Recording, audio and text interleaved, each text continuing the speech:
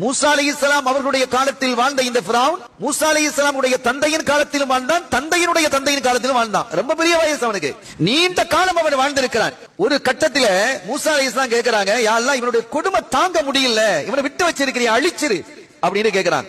அல்லாஹ் சொன்னான், அவன் அழிக்கப்பட வேண்டியவன், அவன் ஒழிக்கப்பட வேண்டியவன், அவன் இல்லாமலாக்கப்பட வேண்டியவன், தண்டிக்கப்பட வேண்டியவன் தான் மூசா. நீண்ட காலம் அவனுக்கு கொடுத்திருக்கிறேன், அவன் திருந்தல்ல, ஒரே ஒரு காரணத்திற்காக நான் அவனை விட்டு வச்சிருக்கிறேன். என்ன காரணம் ரப்பேன்னு மூசா அலைஹிஸ்ஸலாம் கேட்கிறாங்க.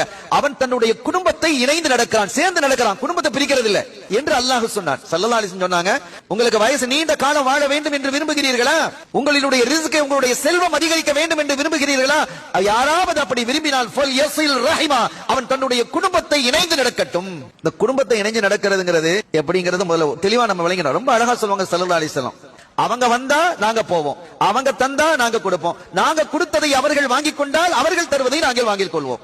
இது பிசினஸ் இல்லையா, இது ஒரு வியாபாரம், ஒன்ன கொடுத்து ஒன்ன வாங்குறது. எவ்வளவு அழகா சொல்றாங்க. அப்படி இருக்க கூடாது. அவர்கள் தரவில்லை என்றாலும் நீங்கள் கொடுங்கள், அவர்கள் அழைக்கவில்லை என்றாலும் நீங்கள் போங்கள், அவர்கள் உங்களை ஏசினாலும் அவர்களை நீங்கள் வாழ்த்துங்கள், அவர்கள் உங்களுடைய வீட்டுக்கு வர முடியாது என்று சொன்னாலும் நீங்கள் அவர்கள் அழைக்காத போது அவங்க வீட்டுக்கு போங்கிறாங்க.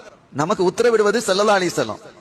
கேட்கணும், நம்முடைய பயணம் என்பது ஆகிரத்தை நோக்கி, சூனத்தை நோக்கி, ஜன்னத்தை நோக்கி இருக்கணும்.